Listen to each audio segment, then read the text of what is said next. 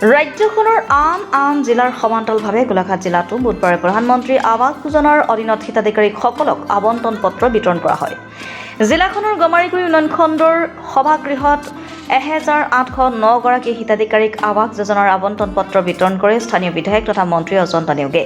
হিতাধিকাৰীসকলক আবণ্টন পত্ৰ বিতৰণ কৰি মন্ত্ৰী অজন্তা নেওগে প্ৰধানমন্ত্ৰী আৱাস যোজনাৰ প্ৰয়োজনীয়তা আৰু ইয়াৰ সঠিক নিৰ্মাণ সন্দৰ্ভত হিতাধিকাৰীসকলক অৱগত কৰে।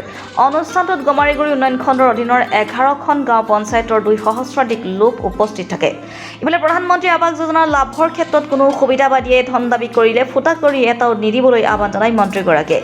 উল্লেখ্য যে গোলাঘাট বিধানসভা সমষ্টিত সৰ্বাংগ সুন্দৰকৈ প্ৰধানমন্ত্ৰী আৱাস যোজনাৰ গৃহ নিৰ্মাণত শ্ৰেষ্ঠত্ব অৰ্জন কৰা হিতাধিকাৰীক নগদ 1 লাখ টকাৰ পুৰস্কাৰ ঘোষণা কৰে মন্ত্ৰী অজন্তা নেওগে।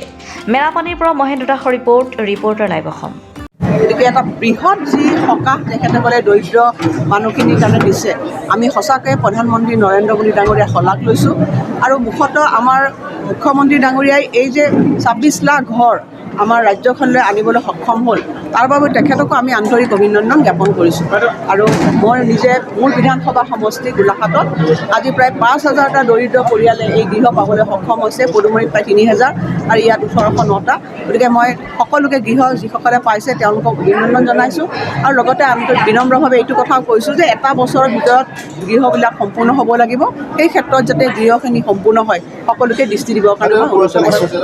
মই নিজাববীয়াকৈ মহিলাসকলক কৈছোঁ যে মোৰ সমষ্টিটোত তেওঁলোকে যাতে যিবিলাকে ভাল সুন্দৰভাৱে গৃহ নিৰ্মাণ কৰিব তেওঁলোকক মই এটা মোৰ ফালৰ পৰা তেওঁলোকক মানে ইনচেণ্টিভ ঘোষণা কৰিছোঁ। কাৰণ মহিলাসকলে সাধাৰণতে জানেই তেওঁলোকক যদি আমি ভালকৈ নেতৃত্ব দিব পাৰোঁ ভাল কাম কৰে। গতিকে মোৰ কথাটো হ'ল বিধায়ক হিচাপে মোৰ দায়িত্ব আছে যে মই ঘৰবিলাক নিৰ্মাণ কৰাত মই চোৱা চিতা কৰা। সেইকাৰণে মই তেওঁলোকক উদগনি জনাবৰ কাৰণে এইখিনি কথা কৈছোঁ।